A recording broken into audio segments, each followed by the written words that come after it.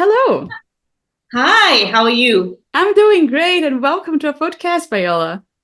Thank you so much, and thanks for the opportunity to participate.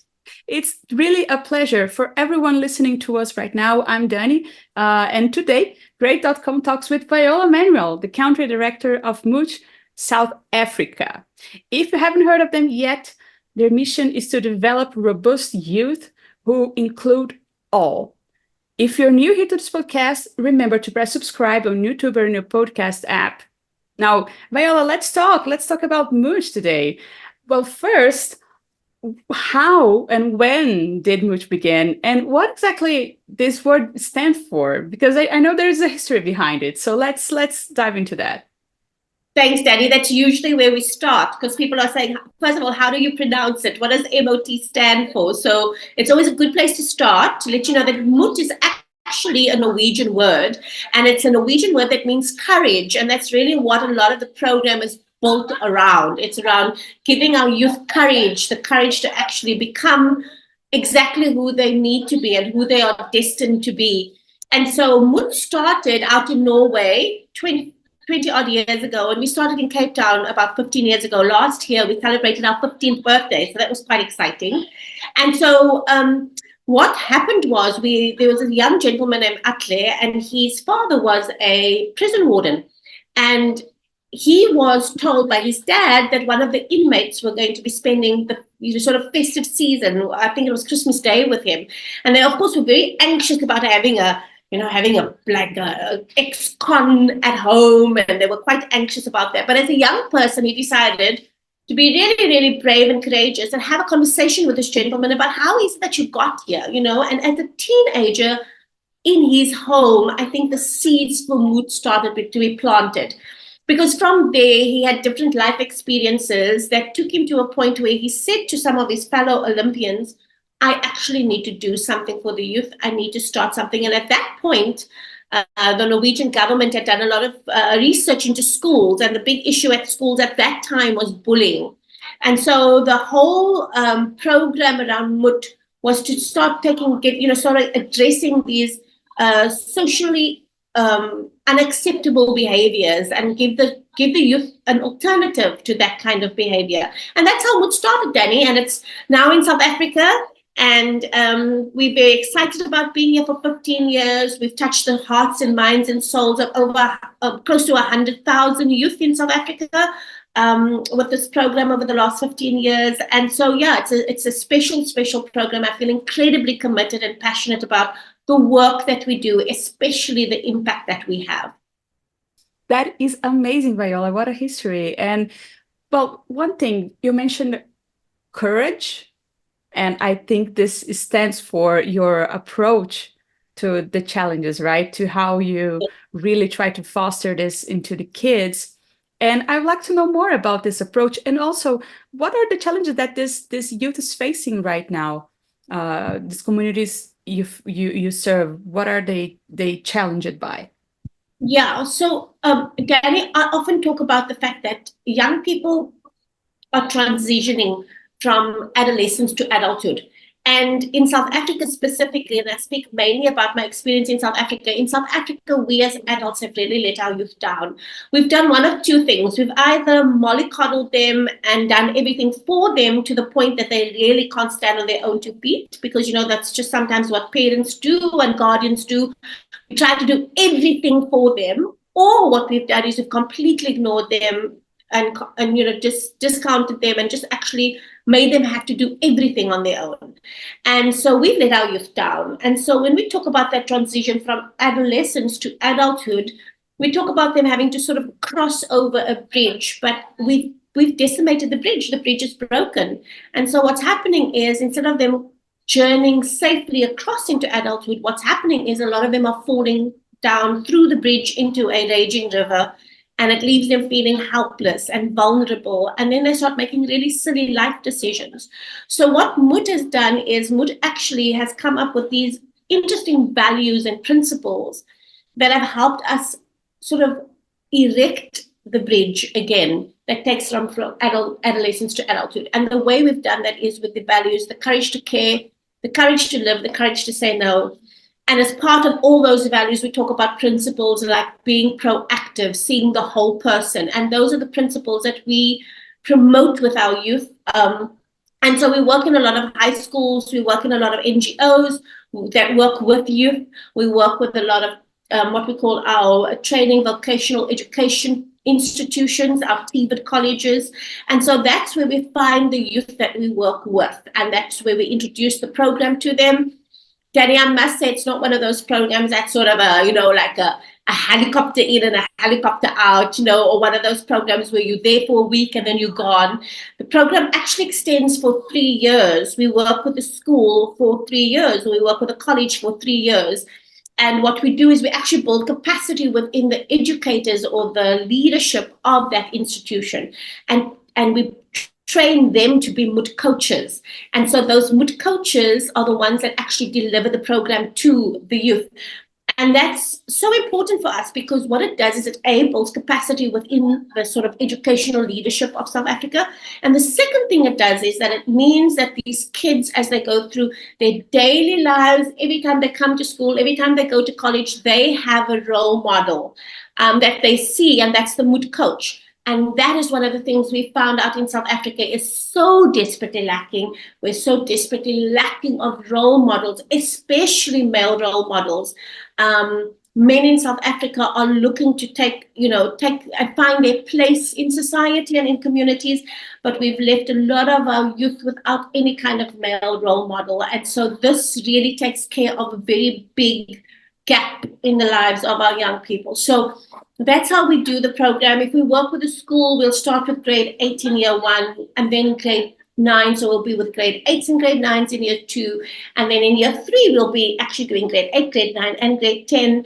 And so the educators of those grades are MOT coaches. The kids who've gone through those grades become MOT youth.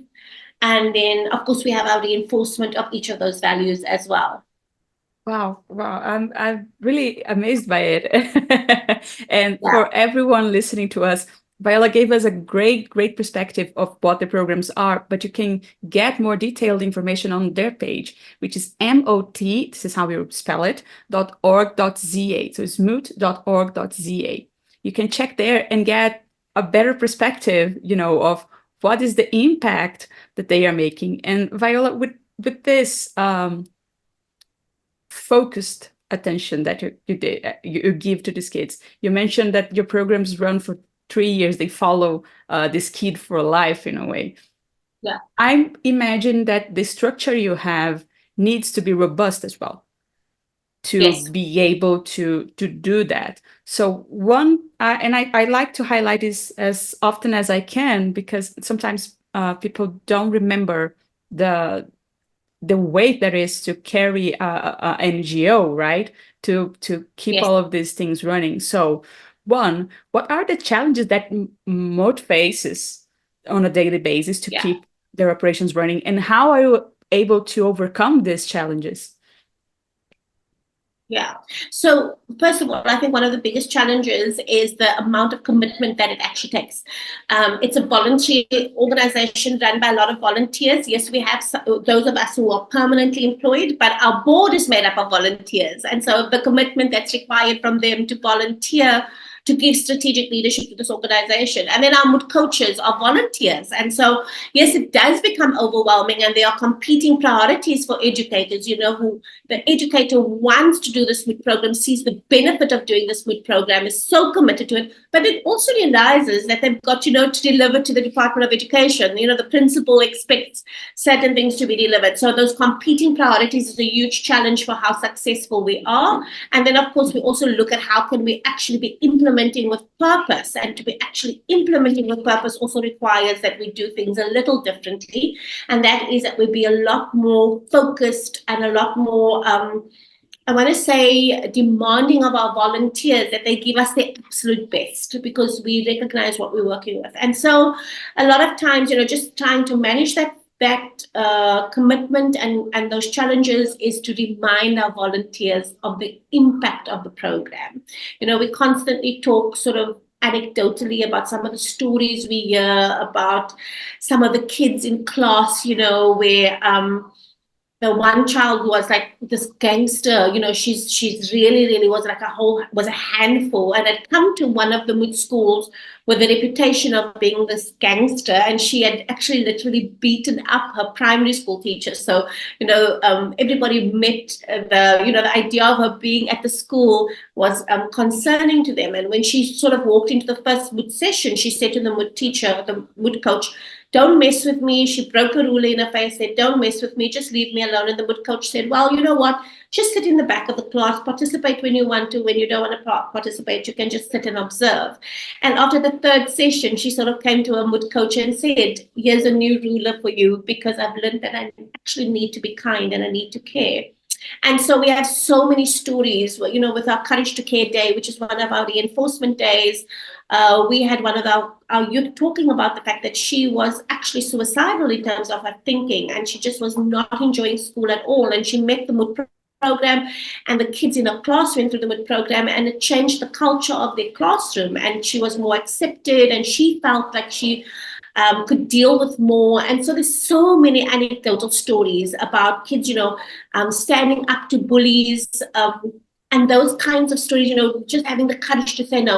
What's exciting, Danny, is we've just completed our latest bit of research. So we've done some research with the University of the Western Cape on the impact of our program at TVET colleges.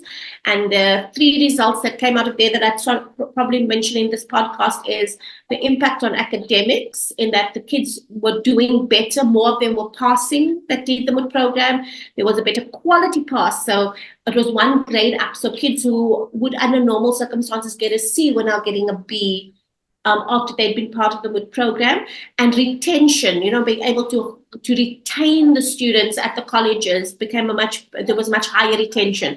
And in South Africa, one of the biggest pain points for colleges is the dropout rate. So that we've just completed. And then we had some Henley MBA students talking about MOT as a brand, how well trusted we are in terms of, if you give us your funding, we'll do exactly what we've said we will do. We're a credible organization. And now we've just finished some research looking at 3 schools in the sort of gang-infested space called Darcy Park in South Africa and in Cape Town. And we've done the research. And I've had the joy of seeing sort of snippets of the research and the impact of the program in terms of dealing with bullying, and that includes bullying, the impact of getting kids to actually say no to the things that are not good for them. So substance abuse, the impact, just making more informed decisions, thinking through the decisions that they need to make. All of that has now come through in the research. So I'm very excited about the announcement, probably in the next 3 weeks, of the research that we've had in terms of our impact on schools.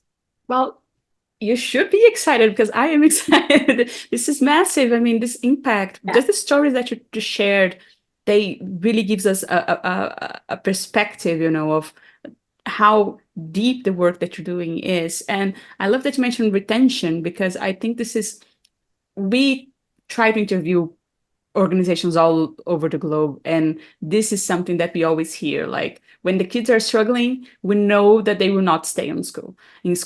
They will try to get away, or college, or whatever it is. So retention really is a complicated point. So I'm really amazed again. I think that's the word I'm using most today. But it's really impressive. Really, great work. Honestly, kudos to you guys. Thank you so much.